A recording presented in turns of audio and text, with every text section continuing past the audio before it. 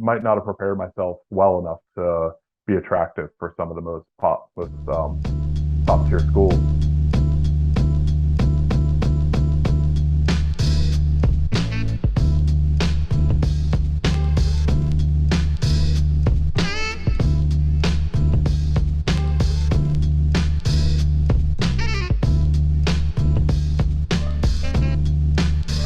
In this week's episode of the Mixtape with Scott, I had the pleasure of interviewing Kyle Kretschman, the head of economics at the streaming platform Spotify.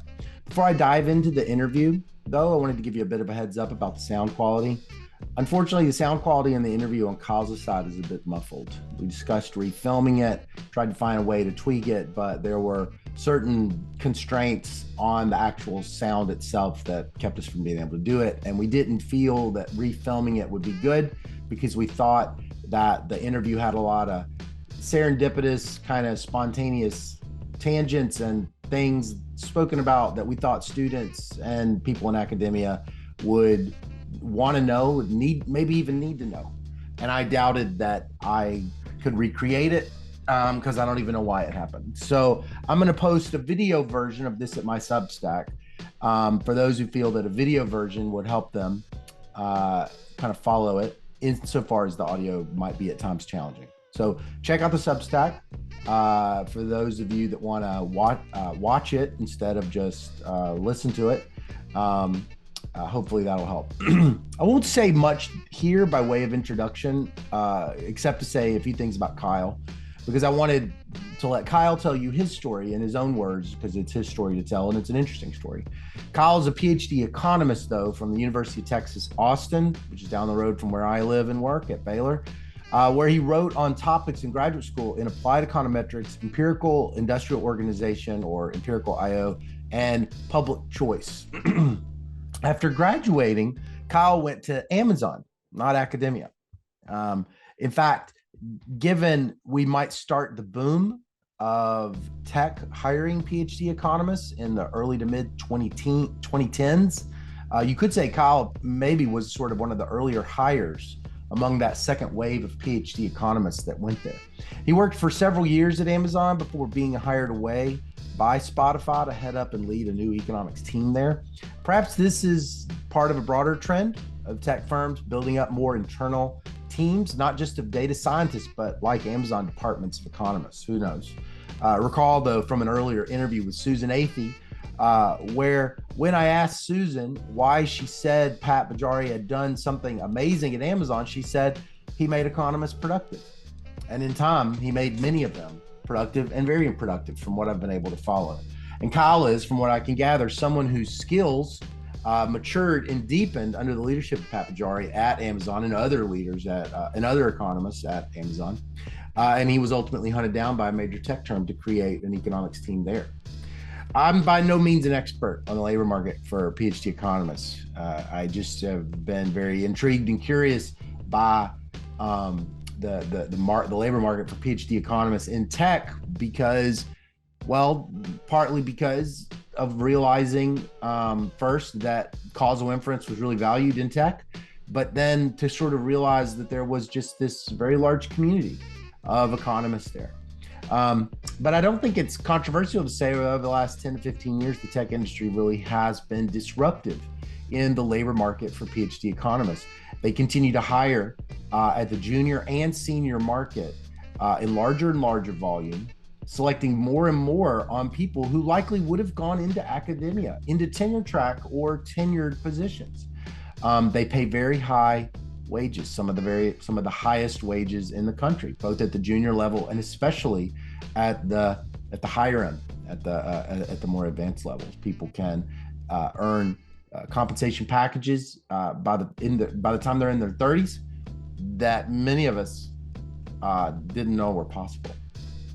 It's in my mind historically novel, and I might be wrong about this, but it seems historically novel that the PhD economists who likely would have produced academic research papers in tenured and tenure track jobs have begun to branch out of academia, but maintain those skills and maintain that research output.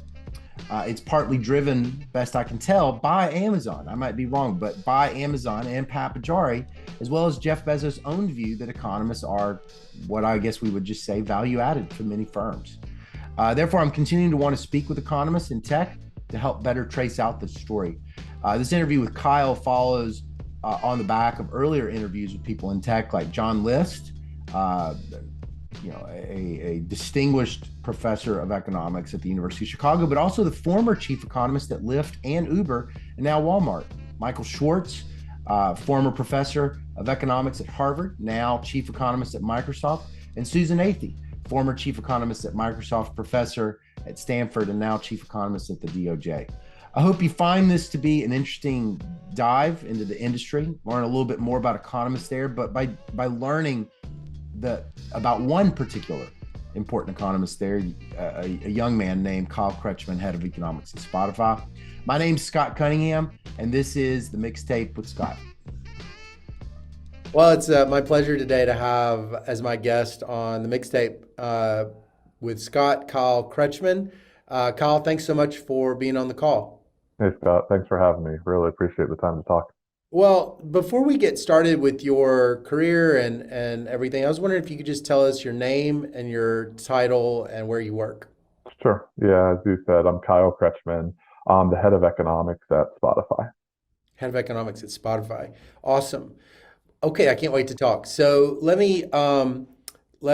get started. I was wondering if you could just tell me where you grew up. Sure. So most of the time I grew up in outside of Pittsburgh, Pennsylvania, about an hour north of the city. Real small town, probably had one stoplight. And maybe the funny story that I can share is when I took my wife there, she asked, "Where's the Starbucks?" And I said, "No Starbucks here." There's no So Starbucks. yeah, so pretty small town called Chippewa Township in Pennsylvania. Oh, okay. Is that near like Amish stuff or anything like that? No, that's the other side of the state. So this would be Western Pennsylvania, about near the end of the turnpike, about 5 minutes from the Ohio border. Oh, okay. Okay. You said, but did you mention you kind of grew up in different places? Yeah, so before that, my father worked in civil engineering, and so would build roads and bridges basically across the nation. So I was actually born in Louisiana, lived there, I think, for a whole 2, 3 weeks. I don't quite remember because I was Yeah. pretty young, obviously. But Uh-huh. then Michigan, and then spent some time in Philadelphia before moving out to Pittsburgh around second grade. Oh, that's kind of like that's like when people describe their parents being in the military, just kind of moving around a lot. Yeah, a little bit. So But then you settled in the second grade. that's right. Yeah. Yeah. So outside of Pittsburgh, and then stayed in Pittsburgh through high school and even through undergrad. Oh, okay. Yo, you went to undergrad in Pennsylvania? Yeah, I did. So I went to undergrad at the University of Pittsburgh. Oh, It yeah. was, yeah, if I guess maybe continuing the story, growing up in a town with no Starbucks, I was pretty intrigued by going to a city and Yeah, trying out that totally. lifestyle. And yeah, we might have lived pretty close, like an hour away, but we didn't go down to the city very much. So Pittsburgh was just really, really enticing for a city to go to undergrad in. And so I basically looked at all schools that were in cities. And so the Mm. proximity plus then the ability to just spread my wings and explore what it's like to be in a city was really, really enticing. Did any of your friends go to Pitt with you? Yeah, so there's probably I graduated from a class of about a little over 200 people in high school, and I think there was like 5 or 6 people from high school that went to Pitt for my class. So Mm. definitely had some really good friends who went and kept in touch with through undergrad. Mm. Yeah. So it wasn't, were you sort of an early generation or were you a first generation college student in your family or did your parents go to college? Combination. So my dad went to Penn State, civil engineer, as I mentioned.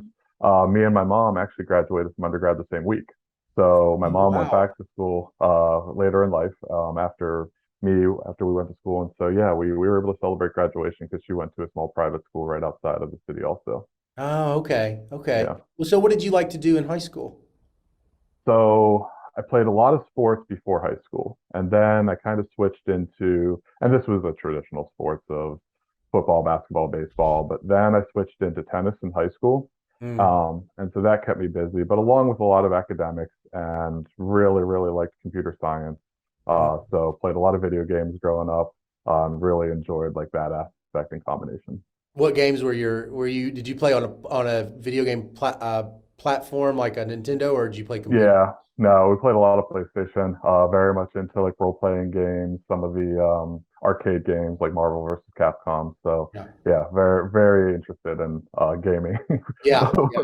And Yeah. yeah, maybe I was a little too early for that because everybody in the 1990s was like, "Oh, I can make money playing video games," which wasn't true back then. That's But right. Yeah. nowadays, You can. That's right. yeah, yeah, That's right. You can do it. There's all kinds of ways you can make money doing things today that nobody knew was possible 10 or 15 years ago, even. that's right. Um, that's cool. Yeah, it's funny, computer games can keep a kid in high school going, Hmm. like Yeah. especially I think they're kind of misunderstood. I had a lot of friends that well, I mean, I had when I didn't have a lot of. We moved from a small town in Mississippi to Memphis, and I those that first year when I didn't have a lot of friends, I did bulletin boards and played Sierra online Hmm. games like King's Quest, and it's like not intertemporal smoothing, but like intertemporal socializing smoothing, so that I you can just mean, kind of get through some periods that would otherwise be a little lonelier. yeah, for sure. And I mean, for this audience, like most video games are some sort of form of constrained optimization. So there was the inkling that I liked understanding how economies worked in Mm, high school through this. And yeah, going back to my mom always said like she encouraged it and she encouraged education. And there was actually kind of like that nexus whenever I took economics in high school. It was like, oh, some of these games really are full economies that are constrained and constrained in a way that you can understand and complete in, under 100 hours. right. But there was that combination that was kind of showing itself of computer science, computer games, and economics all putting itself together. So you were kind of thinking even in high school about economics in that kind of like, you know, optimizing something and like almost that modern theory that we get in graduate school. I think more I had the intuition when I didn't have know how to say what it was in high school because my high school was pretty forward in that it offered both advanced computer science courses that could get you Hmm. through definitely through first year of undergrad and maybe even through second year with Hmm. advanced placement. And then they also offered advanced placement economics. And Mm, so I ended up taking advanced placement economics my junior year when most people wow. took it senior year. And so Even in whenever I was that going, small town? Even in that yeah, small town, they yeah, had small. you had your high Yeah, school had econ it, yeah, classes? it was a really good high school that would put together good curriculum that did a lot of college preparatory work. And Oh, so wow. they really leaned into the advanced placement, the AP courses to get students ready to go to school. Wow. Wow. So even as a junior, you're taking AP Econ, you don't have to take AP Econ. That kind of is say that sounds like somebody that was kind of interested in it. Yeah, very much. Yeah, and again, as Wow. soon as I definitely didn't get to the graduate level of understanding like Lagrange multipliers, but the the micro and macro sequence just made intuitive sense to me. Mm, It was like it was kind of where I was like, yeah, this fits, and this is how I think. And some people might criticize me now that I think too much like an economist, right. but at the same time, it just like it started to put together that language and even more so some of the frameworks that Yeah. really kind of drew me into it. Well, did you notice that you had this interest in computer science and this interest in economics and that they might be what did you get a feeling that they could be in conversation with each other? Not at first, Our yeah. ancestors 100 years ago didn't, those economists didn't think that way, but now it's just so natural for this generation of economists to be almost one half, one third mathematician, one third economist, one third computer scientist. Yeah. So not at first, but I feel like I may have like lucked into it honestly. Mm, Because whenever I chose to go to Pitt, I chose to start as computer science. mm, Because I knew what that path was. I was inspired by my older brother, the great teacher in high school, and like I was definitely like, okay, a software development engineer career is great. It's cutting edge. It's there. but after probably like the first year, it just didn't feel that end state didn't feel right. And so I made kind of the hard decision to choose, honestly, to switch into economics as a major because I wasn't sure what the end state would be or Right. where I was going with it because it was definitely felt more amorphous. It's a social science, so Yeah. it didn't feel like it was going to be as clear cut and have as much certainty. But pretty quickly, like after a year, it was like, oh, well, we're using eViews at the time. All right, this is coding. I know how to do this. This is great. Right. And starting to see some of that in undergrad was like the kind of the aha moment that like, yeah, this is a place where I can apply this love of coding and problem solving, but on problems and solutions that I find really, really hard and interesting. It was because of econometrics, though. It was in that Yeah, class. exactly. Yep. Yeah. Yeah. Wow. That's really interesting because, I think it's still the case that, you can easily end up with an econometrics class that remains purely theoretical and Hmm. doesn't end up, exposing the student with a lot of actual coding. But it sounds like your professors were getting you into working with data. That's correct. Yeah, Uh, both within the class. So, like I said, we used eViews at the time, yeah. and again, kind of like learning as you go. I don't think I really knew what I was doing Right. whenever we were typing commands in eViews, but the computer scientist in me was like, okay, well, this is a function. I know functions, input, output, Mhm. but definitely didn't understand necessarily things that were going under the hoods or Right. all of the theory that goes with it. Oh, Um, right. Right. right. So it was You knew the it, coding part, you knew you were coding, but but like the actual statistical modeling was kind of the new part. But that was a 100%. way for you to kind of engage it a little bit. Yep, exactly. Oh, that's interesting. That's interesting. Well, so what were you going to have to choose between a computer science and an econ major, or did you end up doing both? So I chose an econ major, but then I had what I would call basically minors or concentrations in Mm, computer science, but then also in statistics and also in math, because mm, once once I had an internship at a bank and was doing data entry, and I was like, I don't think this is what I want to use my economics degree for. yeah. I had a couple of professors at Pitt named Steve Husted and Frank Giratani who brought me on as a research assistant, an undergrad, to Mm. start being part of some of like their survey projects and data collection. And even one of them, I don't Steve was crazy, but he even let me TA a class as an undergrad. Oh, So, wow. but he kind of, I mean, I say that jokingly because it was formative for me. It was like, okay, this is great. How do I do more of this? And he's like, well, you go get your econ PhD.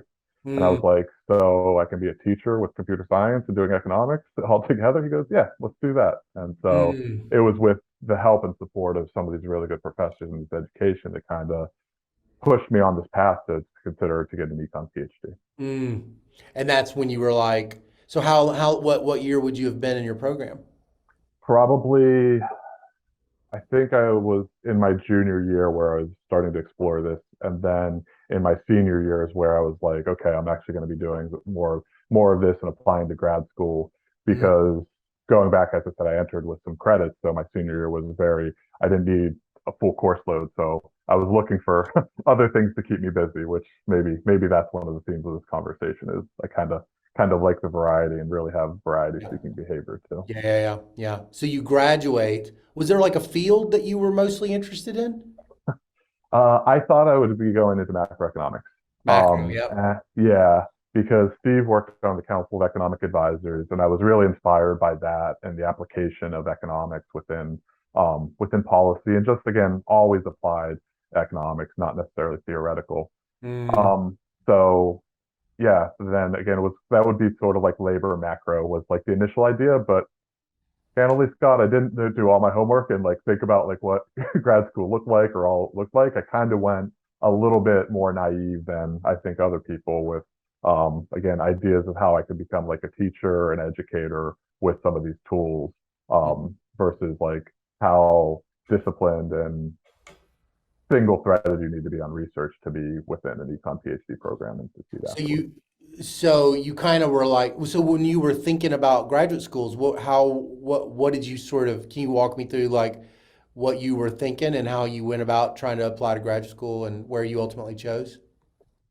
Yeah, sure. So applied probably the top 10, and the top 10 probably said no thanks. But Right. also then was targeting specific schools that we had relationships with that I knew would provide computer science and macros. So Mhm. University of the Iowa time at the time, so this was 2006, had a really strong macro program, and then also at the University of Texas with Dean Corbet there, they also had one in Russ Cooper. And so those were like the two that I was like targeting outside of what the top schools were. But yeah, as I kind of mentioned, I might not have prepared myself well enough to be attractive for some of the most top tier schools because kind of, as I said, bounced around and would be Yeah. a little bit working on a little bit different things and have some Right. computer science versus being solely focused on like economics and math and things that might be more of what the top tier schools were looking for.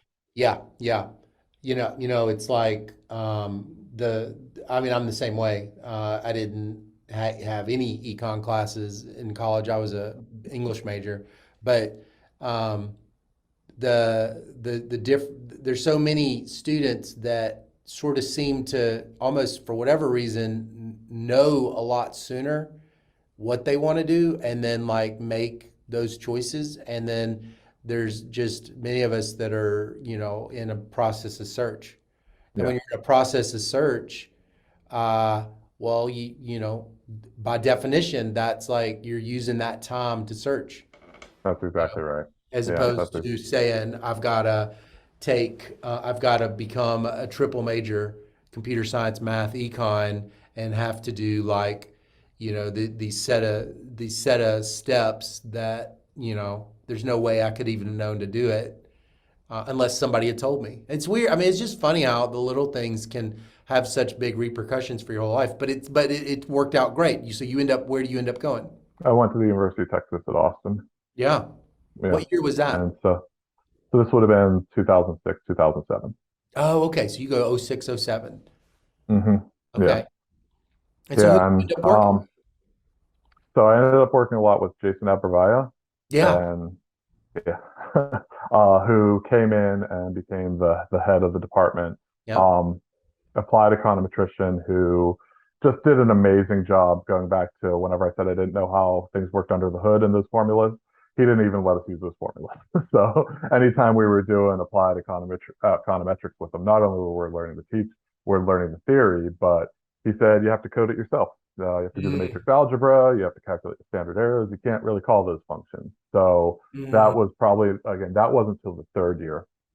But yeah, in the first year, to go I bet back a that little played bit, to your strengths, though. I bet that played to your strengths of yeah, just at the end of the day wanting to be someone that wrote down the raw code. that's exactly right. And but the first year didn't play to my strength. Yeah, So yeah. the first year I felt a little bit out of water. And I was like, this is. I remember when we were proving what local non-satiation, and I was like, this is one hard, but also like again going back to like that computer. Is this actually how I want to be spending my time? And Right. I was like, yes, I do, but I was like, I knew that I needed to get to those applied applications. Yeah. And so that's again why I was thankful to be able to work with Jason and Steve Trejo and Yeah. a few other of the applied econometricians at Texas that really encouraged me to explore starting in the Yeah. second year. They Yeah. didn't want us to like pin it down. And so I thought at the second year, I wrote the first a paper on school choice and trying to see if I could find some sort of instrument on school selection on public versus private. And again, so that led to like that idea of like applied econometrics was Oh, really, okay. really the thing that like I was like, okay, now this fits again once we got Was into the second and third year. was was picking up that intuition, that kind of like labor style identification, causal inference kind of approach. Was that something you picked up from Jason, or was that just like from your Yeah. labor people? Oh, okay. Yeah. From Jason and Steve a lot. They did a Yes, great Steve. job of doing that. Right. And yeah, but So, then I I knew threw a little bit of a switch in there also. And um, my co-author, Nick Mastronardi, and closest friend and classmate in Texas, was very theoretical and very interested in applied empirical I/O. And so we started working in that field also together. And oh, so then I got to work with Eugenio Miravetti and Ken Hendricks on using empirical I/O. So oh, wow. yeah, and so again, This is the more structural econometrics. So you've got this like exactly. reduced, you've kind of got this like traditional labor reduced form type part of your brain, and then you've got this empirical IO structural part of your brain kind of emerging at the same time. That's right. That's exactly right. Mhm. Yeah, and then we threw everybody for a loop by also saying we wanted to study study politics and how money turns into votes using all these tools. So yeah, I could sit here kind of saying in hindsight, like it all makes sense in the story that I'm telling you, but at the time it was more what you were talking about. It was searching. It was I want to be working on really interesting applied problems. I love Mhm. the toolkit that economics provides in framing, and yeah, I have to be coding to be able to utilize these tools that I've had built up in the past. So Yeah, yeah, yeah. So matching with Nick was really important. Is very that much, what you're saying? yeah, Why? If you hadn't have matched with Nick, I mean, just kind of out of curiosity, if you could articulate the value added of that whole partnership, what was it? yeah, sure. So we matched basically from math camp going into the first year because Nick came both from the pure math and physics background and also had some experience in the Air Force. So the Air Force was sending him to Texas, and Mm, we were definitely we definitely didn't have a lot of Venn overlap on the fact he's like, well, I would have the intuition and some of the computer skills. Nick would have the theoretical math the skills. theoretical math skills. Yeah. And then we had the common factor that we wanted to work hard together and learn together, and we're Yeah. willing to we're willing to intellectually hash out really tough things together. Yeah. So yeah, huge credit to him through being able to put up with me. And he says the same thing once in a while. But again, matching with somebody that had the more real analysis, proof based understanding of math was Mhm. so valuable for me. And I Especially think some especially empirical IO. Just being able to, think like an economist in the area of IO is thinking real deep about, you know, a rich set of models and modeling that, approaches. that's exactly right. That's Yeah, definitely not what you're learning in your econometrics classes, even that's though right. they might go together. Yep. Yeah. So yeah, it was a really good match from the beginning. And so we complemented each other, and we're able to build a strong enough relationship to be able to be able to hash out, have really long nights yelling at each other. We say in the office, Mhm. but it was always for educational purposes and lifting each other up. Was that different than what you thought grad school was going to be like? Yeah. So I knew the research component a little bit. I just didn't understand the unstructured research on how that was going to go and like the cadence and where it was going to and how that was going to be so required to develop your own viewpoint. Yeah. I thought it would be more directed because as a 22-year-old, that was the experience I had generally. Mm. So that was the big one was the undirected, and I liked it, but it was also very difficult. How would you describe what you're talking about to your college self, who kind of like, he doesn't even have the vocabulary for what you're describing. What would you say it was like? Um, I think you use a good term. You have to be not only wanting to search, you have to be willing to search, but you have to put in the guardrails yourself to keep it focused Mm. because um, you're not necessarily going to have those external guardrails that you will have from an alternative path of going to either like a master's program that's going to be more structured or going into industry or going in to get a job, right? Like I mentioned at the bank for like Yeah, a 22-year-old where entry level jobs are going to be more structured. yeah. So yeah, I probably knew it, but I didn't know what it meant to be and what it meant to experience it. So how did Jason and Steve kind of and any other faculty, so I did this interview with Susan Athey, and she was saying that, the amazing thing that Pat Bajari did at Amazon was he managed to make economists productive. It was kind of a weird way of saying it. And so in a way, you could imagine a department that sort of has like this idea of like research has got to come. There's like a journey that a graduate student has to come on to basically make a decision to be a researcher, Yeah. you know? And you could imagine that creating the conditions for that is involves faculty member doing stuff that's not necessarily obvious. How do you think they contributed to that for you personally? For me personally, at the time, again, it goes back to encourage the exploration versus um, mandating or saying that I need to be on one path. Mm, So, like even Nick and I at the time explored the idea of a private company and how what that would be, and like pitching a venture capitalist on that. mm, So, all those things again in grad school, they were encouraged, but they weren't structured at the time. yeah, So, yeah, I can I understand Susan's comment because I was one of those economists who started pretty early with Pat, yeah, and we have a lot of good mechanisms that we've learned and built at Amazon when I was there at the time through Pat and through the other people who are willing to make the jump into this entrepreneurial space that hit the coalescence of economists doing open book empirical research along with data science just right. becoming more and more valuable and applicable. That is kind of what Susan's highlighting that we Yeah. can we can talk more about if you want. Yeah, I do want to talk about that. I want to talk about the decision though, to bet you because you sort of started off in college, you said things like, "Oh, you can become an educator," Hmm. right? And then you've gone in this non-academic direction, and and that's a more common story now, Right. of top talent, very talented PhDs that you could have easily seen 20 years ago would have been in academia.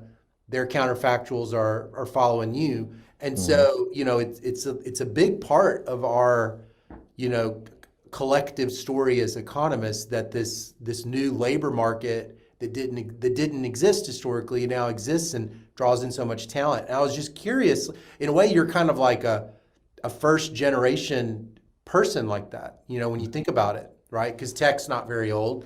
Right. Facebook, what, it's like 2007. And so, so you've got this, um, you've got this chance to kind of say, like, it must have been, so I don't want to put words in your mouth, but I guess I was just wondering, what were the feelings like as you considered not taking an academic track? And when did it start to be something in your mind that you thought that's going to be something I'm going to explore? Probably pretty early because if you want to really trace the roots of like tech economists back, it starts obviously with Hal Varian at Google. And me and Nick actually we sent an email to Hal probably in 2008 saying, "Do you have any use for some summer interns who can Oh, do really? some empirical I/O?" And he said, "No, not at this time." But But he so answered the email. he did answer the email. Yeah, it was nice of him to answer because we knew he was probably pretty busy. Um, but so it honestly, when Amazon started hiring economists, I was probably searching for about a year to move into tech. Um, Mhm. if you want to move back to the decision point coming out of grad school, honestly, it was a challenging labor or a challenging job market for me. Somebody who is a lover of variety, who is working on empirical I/O problems with campaign finance reform, policy recommendations, that's not fitting a lot of the standard Yeah. application process.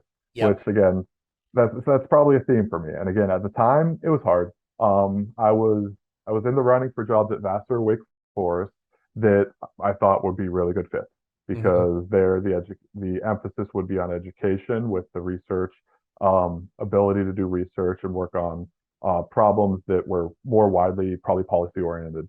Yep. But neither of them came through. So I just always knew that industry was going to be an option. And Mhm. so What year is this? What? this would have been in 2011.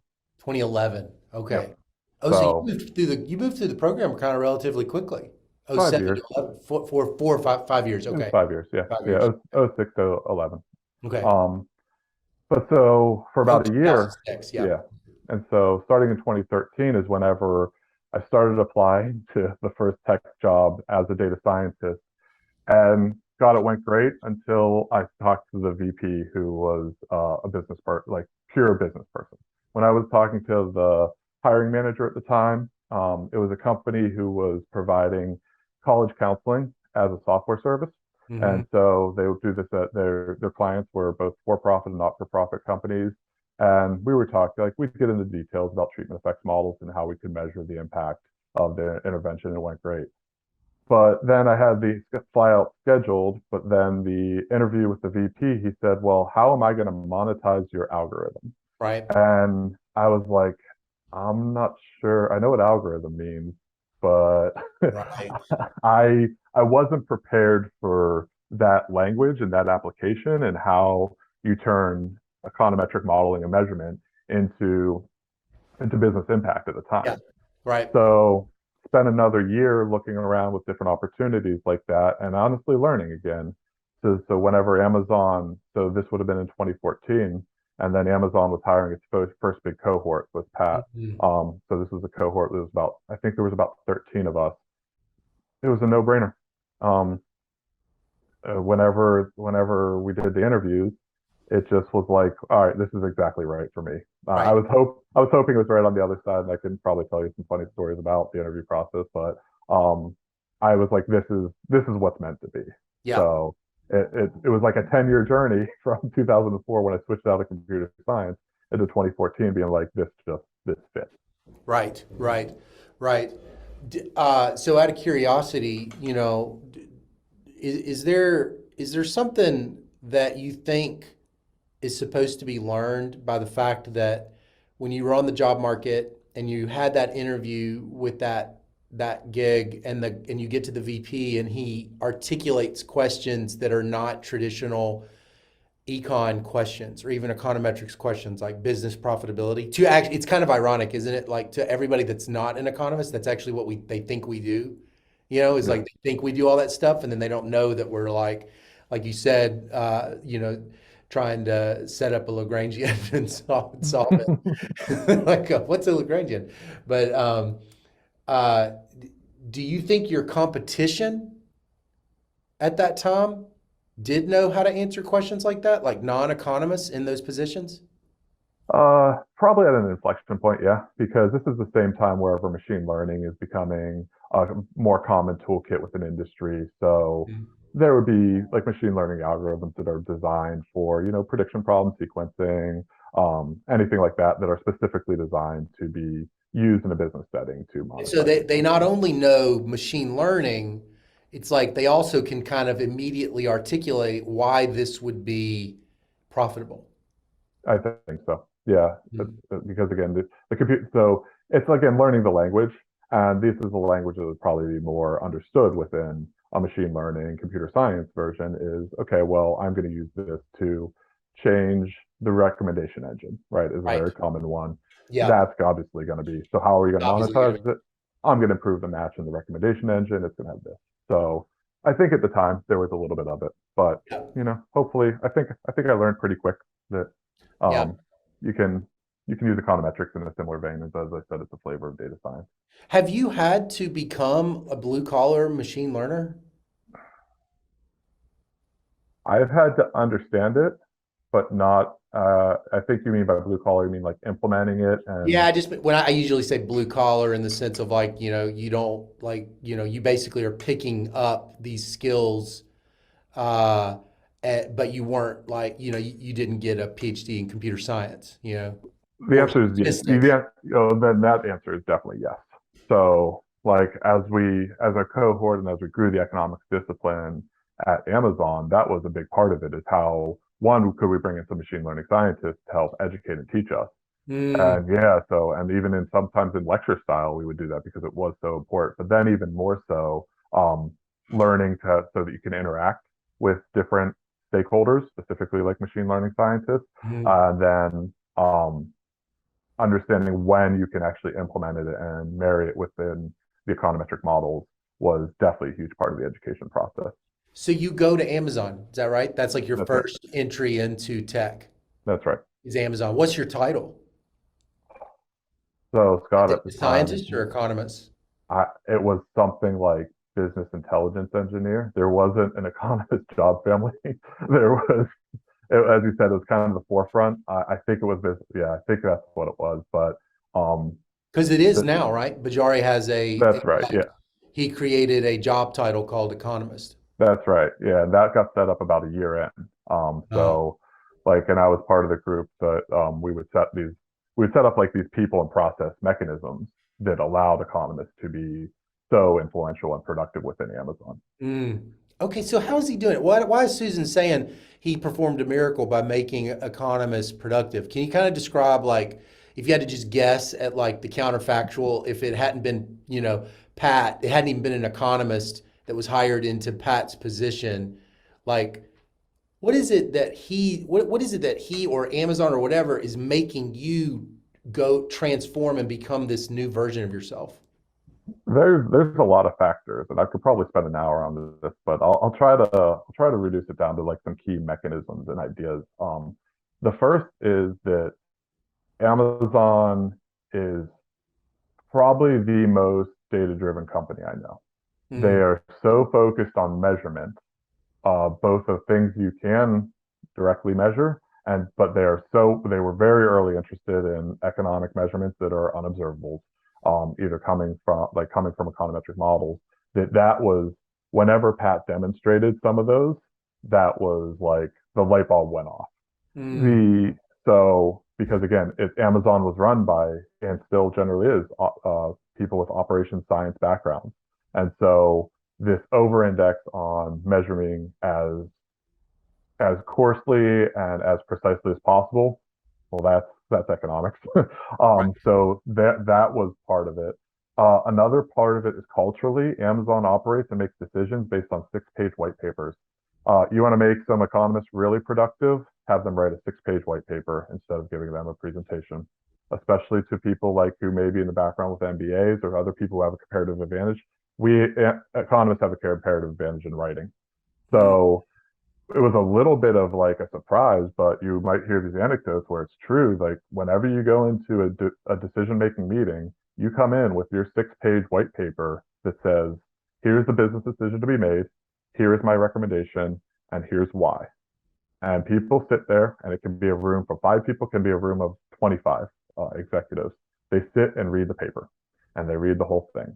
Is there an appendices that can go on forever, depending on how big the meeting is? Sure, but that structure of data-driven decision making, combined with how you're presenting your arguments, is written. Seems like economists should be pretty good at that, right?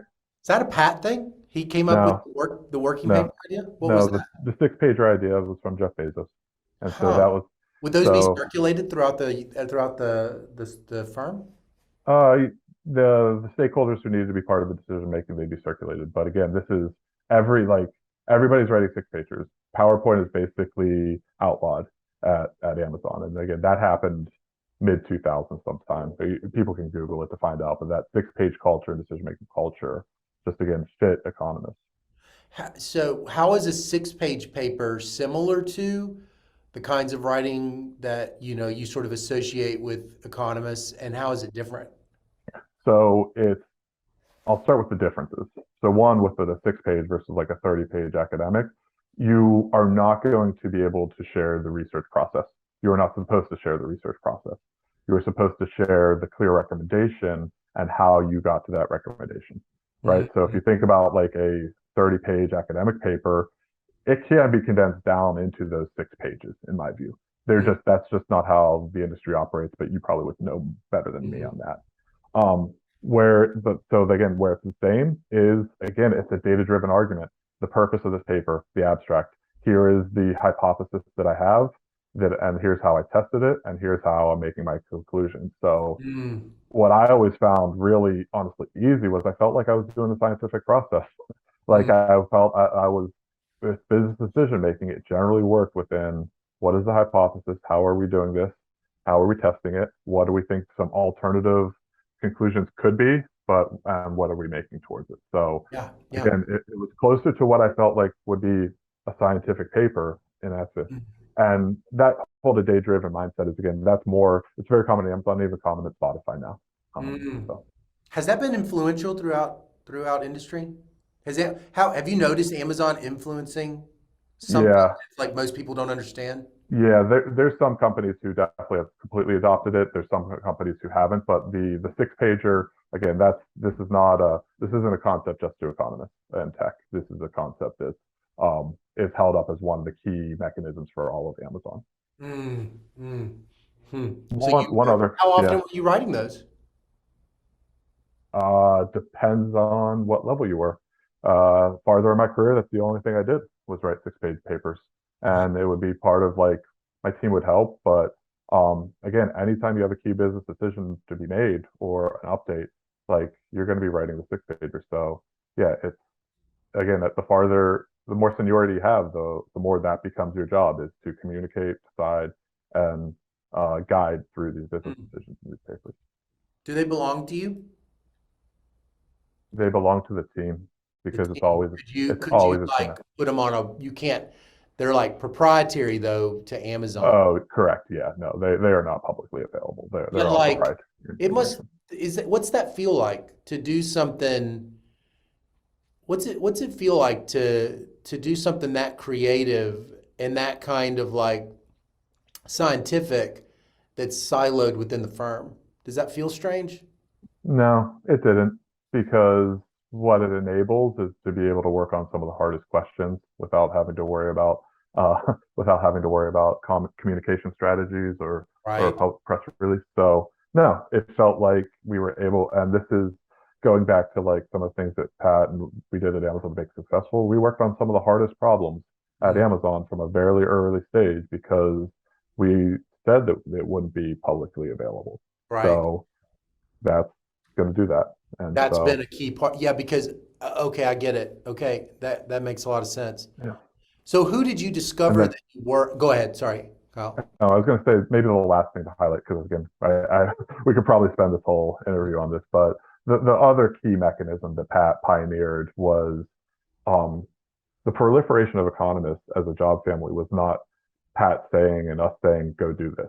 And I can give you my own personal example. It was the other business executives seeing the measurement, seeing the results on product, just saying, okay, I want that.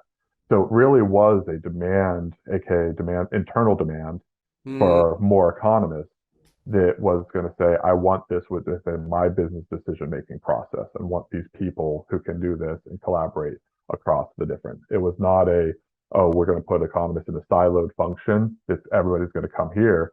And that was my story. The very first year, I worked on projects directly for the consumer CFO, basically the whole year. It wasn't necessarily by design, but it was what happened. And at the end of the year and a half, the VP of finance said, come over here and do this with me and come mm. build. Come build an economics team and an economics function here within my organization.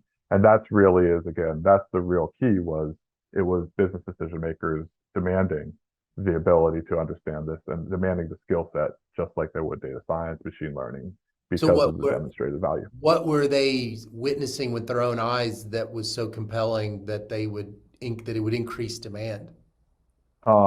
So both I'll call it like ad hoc economic analysis on maybe big strategy projects, but also then the introduction of econometric systems into product.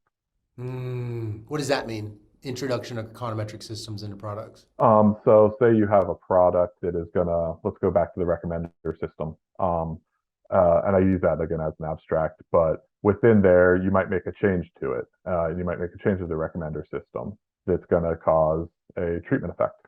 Right. So, okay, so we can do that one off to estimate that, but you could also then build an economic system that's going to measure those treatment effects and changes like an A/B platform or things like that. So maybe people might be more common and familiar with like experimental platforms. This would also be then econometric. This would be sub out the A/B part of it and sub in an economic model that's going to be doing always on measurement. Sometimes at a service level. So sometimes within like individual pages. Sometimes it's going to be at a monthly level, but the integration of econometric models into the product. Right. Right. Wow. So how are you a different economist because of that experience at Amazon, if you had to guess? What was the treatment effect? Oh, I mean, it was incredibly formative because like it put the fit together with the application to where I could understand and really to where it is my job is to take a business question, turn it into a scientific process that can be solved with econometrics, and then also be thinking about, is this a problem that needs a scalable solution? Right. So, so Amazon taught me business integration, taught me so many different languages, taught me leadership and management, taught me how to work with stakeholders in collaborative ways, but then even more so how to deliver the value through econometric measurement, both, again, as I said, not only just in ad hoc research papers or one-off analyses, but also then where does this fit directly within the products that we build in tech? Yeah. So where'd you go? Seems like people don't Yeah. stay very long in tech. That's like normal. Whereas like, is that right? People kind of like it's less normal to stay your whole career at Amazon. Is that wrong or? I mean, Scott, it's still new, so it's probably tough to say that because really the field started, like you said, really proliferated in 2012. So I stayed at Amazon for 6 years, and I thought I'd be staying even longer. But Spotify came with the opportunity to one work on something I care very deeply about, which is the music industry. I'm a huge music fan. They also came with the idea to build again. So Mhm. that was the part that really enticed me was Spotify did not have any PhD economists who were in an economist roles. They had like one in a data science role, but they didn't have the structured economic discipline that they were seeing that Amazon was proliferating and also then going into like Uber, Airbnb, and the other tech companies. And so they said, "Can you build again?" And I Yeah. said, "Yeah, I'm excited to build." And then last but not least, there's definitely personal considerations here too. And Spotify just really did a great job in showing how the company as a whole has Swedish cultures and values. And at the time, I had a 9 month old, and they said this is a great place to come be a father with the balance and that. And I said, all right, let's make the jump and come to Spotify. And so now I've been here about 2 years because I actually went to Spotify in May of 2020. So remind me again your job title at Spotify. So I'm head of economics. Is that like chief economist? I feel like I see different job titles, and I don't know exactly what everything means. Yeah, it's on the path to it. So I'm the highest ranking PhD economist at Spotify. I see. Okay, Yeah. you've been there for two And years. Okay, go ahead. Sorry. yeah, because again, that's what I was brought in to build, was to build like we did at Amazon, was a overall integration of PhD economists within the different business units. So this is the part I'm having a hard time, like putting visualizing or putting in my own words. What exactly will it look like if you have been successful in 5 years at that goal, and what would it look like if you had been a complete bust? What are the two Sure. things that are like empirical that I would be able to observe? Yeah, a complete bust is probably that an economics discipline is not part of Spotify, and there's not a job family. So a complete bust would have meant I moved to Spotify and in an economics discipline. I either work in or I'm working in the data science job. What success looks like is actually what we're, but first so I'll talk about the people and process discipline success. We came into was Real quick, set Kyle. So foundation on basically, yeah, so failure actually would mean that the economist community within Spotify just never materialized. Is that what you're saying? And that means like this having groups yeah, of economists that think and use the kinds of training we had in graduate school, but in a way that is actually productive in the firm. Is, that's is right. that is that That's right. right? So Yeah. And again, so that's your the, job is successful if you're able to actually create internal demand for economists. yep, that's right. And Okay. that's what I would say again from the people process side. And then from the product side, it's using econometric research in the ways that I've been talking about. It's using it both not only for individual analysis, but also then building econometric measurement systems that improve the product to get towards Spotify's mission of a billion listeners and fans who can connect with over a million creative artists who are making a living. Mhm. So it's a combination. It's a combination people process. Do we have the people set up? Do we have this integrated system of economists working alongside all these different types of stakeholders, along with the product side of do we have these measurement techniques that we're applying in a way that is important to Spotify's, not only Spotify's business, but all the stakeholders that have an interest in Spotify. So I feel like, I think to academics and maybe even to some degree students, maybe I'm completely an outlier here and I'm wrong, but I think there's this like really shallow is a negative word. I mean shallow literally more in just like it's just the thinnest knowledge possible of what exactly uh, the core skill set of a successful economist is in tech. You know, and for many people, I think they think it's such a primitive level. They're like, it needs to be somebody that can code.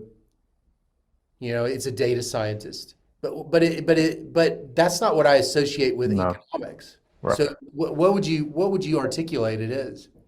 So it's the ability to do applied econometric research that's applied to business problems. Mm, So within that is coding. Yes. right. The Within ma- that is coding. I the vast majority, I won't say everyone, but the vast majority of tech economists are going to have some level of coding. And maybe they're not coding anymore. Like I'm not doing any coding anymore, but Mhm. like they had that ability. So that's just again, that's a skill set. But Right. the real ability is doing long-term economic research because the questions that we get asked are very hard and difficult. And they are maybe in the academic setting, maybe they are publication worthy. Take 3 years, 4 years to actually solve with the right model, Yeah. but it's the ability to um, take that 3 year research roadmap and make iterative progress. So when you're doing that, you need to have your summary statistics that the business can see, understand, give feedback on, because that accelerates the research process and also accelerates the business impact. So Mm.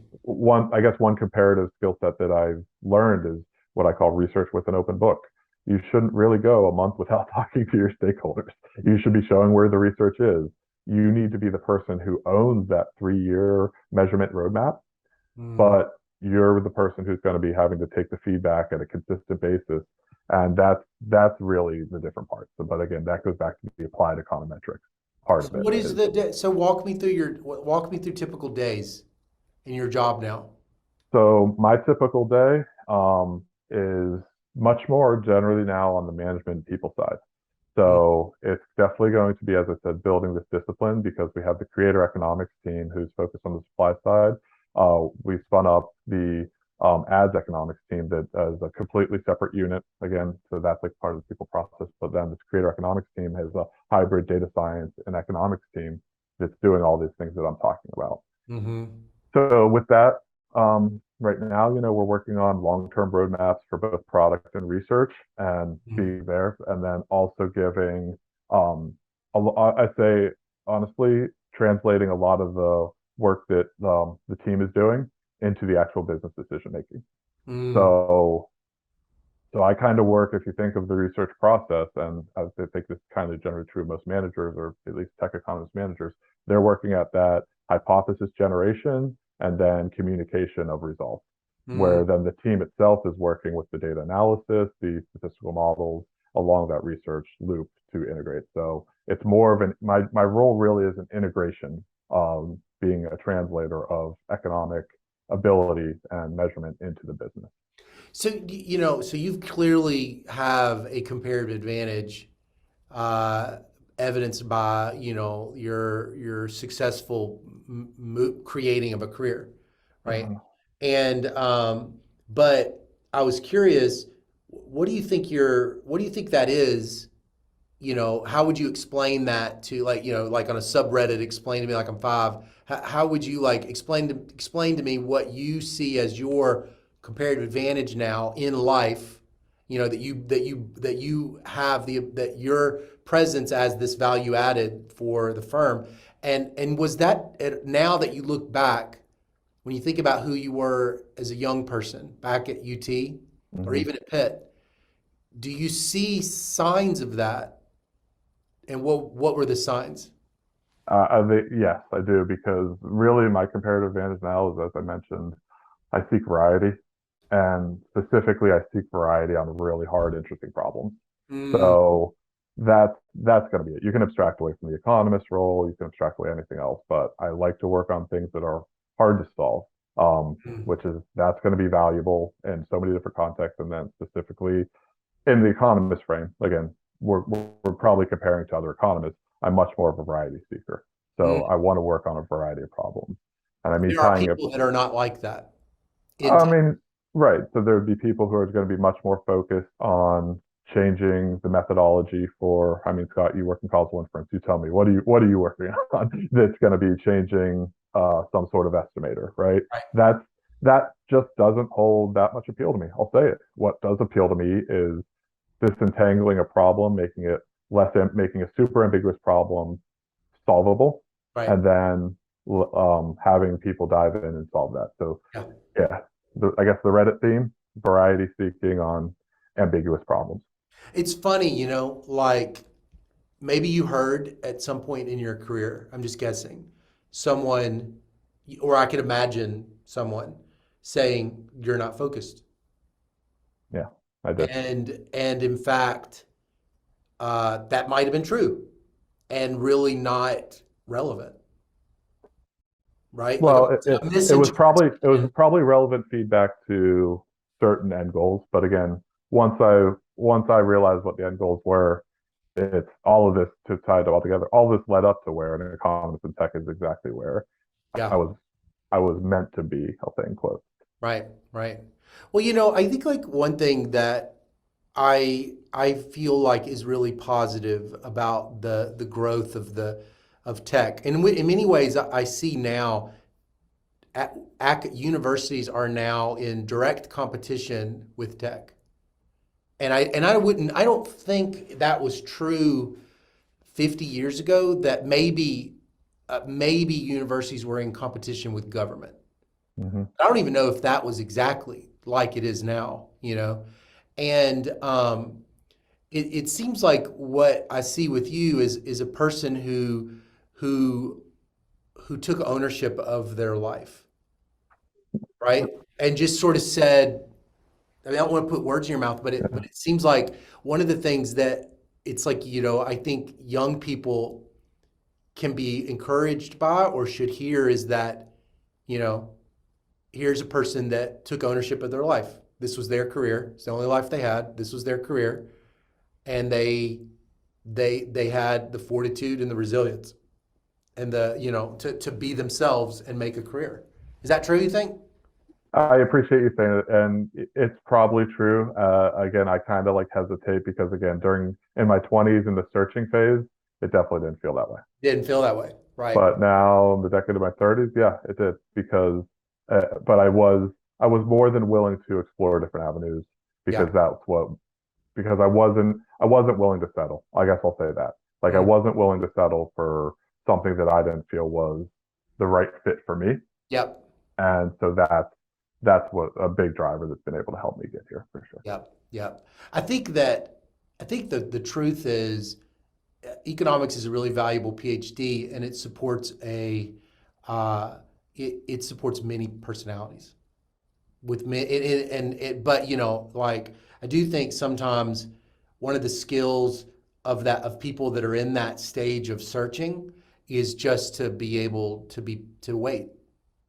Yep. You know, you're like that. So you don't always know that you're planting seeds, and you can't harvest seeds when there's seeds. You can't harvest plants when there's seeds. You have to Sure. wait. Yeah. But you have to be disciplined and continue to water it too, though, Yeah. And also be willing to take some risks once in a while. That and doesn't willing to hurt it. take some calculated But risks. So, but yeah, specifically like for tech economists, now there is a lot more information. And I will say probably 5 years ago, I probably cautioned some people from going to get their PhD in economics if they wanted to be a tech economist because mhm. it was still, the majority of people who jumped into it were risk takers, willing to do that. There wasn't this, but now I believe the head of NABE has said that there's over 1,500 economists in tech now. We have a great conference that we spun up while I was at Amazon that I was a part of that now made tech in November. So if people want to learn, now the ability is there. So in grad Yeah. school, like come to NABE Tech, come see, come look at the program, come see exactly because it's a conference that designed by tech economists for tech Yeah, economists. Susan mentioned it too. NABE, National Association of Business Economics. It's a huge conference, and I actually don't think in academia a lot of people know about it Yeah, because we that's just one know of the about reasons. the ASSA. Right. And that's one of the reasons I kind of wanted to plug it here, honestly, because again, it started out probably 50 people. I forget what year, but now it's up to, I think they're expecting over 500. And so so some of this discovery and searching that if people who are in their PhD want to learn more about, that's going to be the best place. I only have two more questions, and then I'm gonna let you go. One of them's kind of touchy feely, but Okay. I'll just admit, as I ask this question, you're gonna immediately know I must think this way, and so that does not mean that you think this way. But I love being an economist. I love economics. I love being an economist. And if I was to go get a job and the job title didn't say economist on it, I would feel, I can already tell that would be something I would have to work through because I feel so connected to the tribe. And Mhm. I was just wondering, do you think that economists in tech feel connected to the tribe? Um, it gets to which tribe? Do you think they feel like a part of the broader American Economics Association? I'll say my personal view is probably not, because that's not the colleagues that we've grown up with over the past 10 years. Do Hmm. we feel part of the tech economist community? Yes, there is one. There very much is one. And do we feel part of that tribe? Very much. Hmm. Do I feel part of the academic economist tribe? Probably not. Yeah, Um, but to tie it all together, like, do I feel like I'm an economist? Yes, yeah, 100% yes. And again, we're making differentiations probably for your audience, but in the grander scheme of things, uh, if you look at anybody in tech who's an economist, they're gonna to non-economists, they're economists. they're economists, right? Because Yeah, they think different. yeah. I mean, I'll give a quick anecdote. Like one of my good friends and colleagues at Amazon, Neil Ghosh, who's not there anymore. Um, his wife and my wife just would always be like, they just respond to the question in the exact same way. Yeah, right, right, right. So it's like they very much are just so rational with their responses in Yeah, general. There's exceptions, but they they would compare notes and we'd have the same general view and yeah, outlook on personal finances, let's say.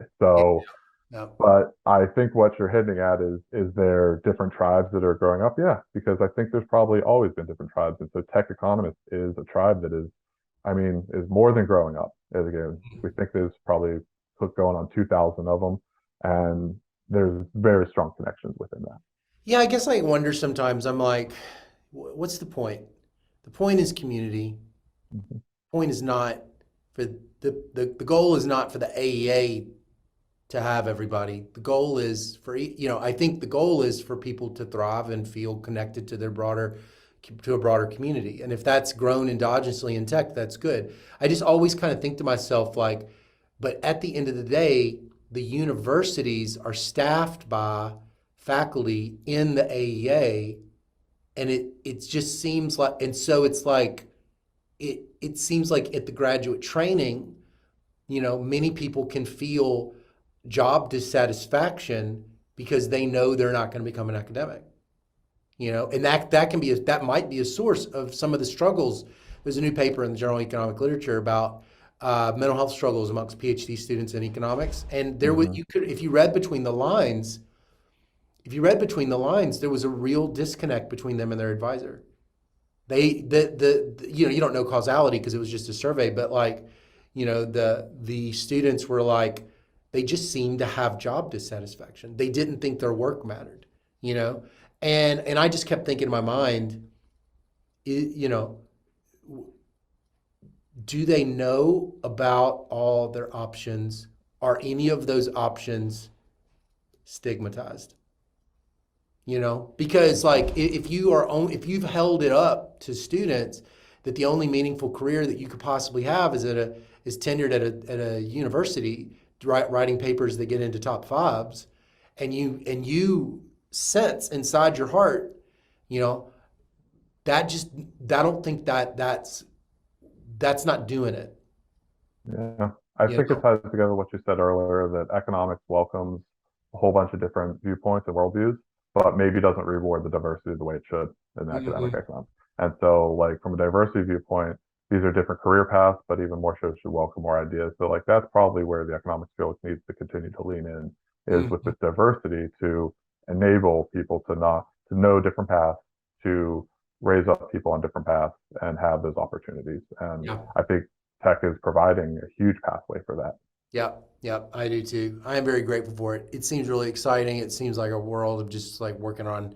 I'm sure that the way we think about, Gossett at Guinness, coming up with the, students' tea of this story of a person in industry making these major contributions. We're just at the beginning of that, with just the sheer volume of social scientists in tech working on fascinating, important topics. My last question, what is your favorite paper in economics? Or no, let me say it this way. What is a paper in economics that has for some reason that is stuck around in your head? BLP. So BLT? yeah, it has because that was probably the first time that I felt like the wow moment of we can estimate substitution effects with observational data. Don't need Mm, experiments. We have this method that obviously has proliferated into so many different ways. And that stuck with me because throughout all my stops, I've generally been super interested in substitution effects. yep, So yep. yeah, I would put that in that research thread. Yeah, Um, I don't think that's that you having that empirical IO structural, uh, you know, having rent in your head. hmm yeah, Right, right. yeah, for That's great. Well, it is a real pleasure to get to walk through. I appreciate you walking me through your life and telling me about your career. It's really nice pleasure to meet. sure. Yeah, thanks, Scott. I really appreciate the forum.